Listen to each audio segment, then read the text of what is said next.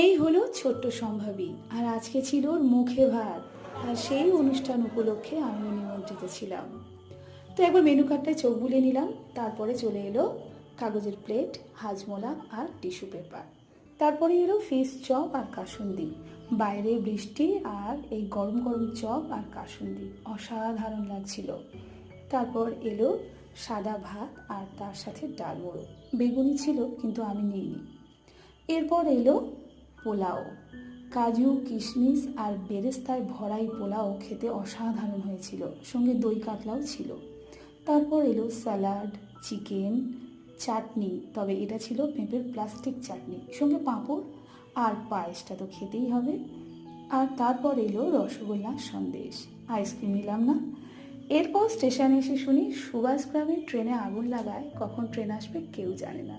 আমাদের তো নাজেহাল অবস্থা। ভিডিওটা ভালো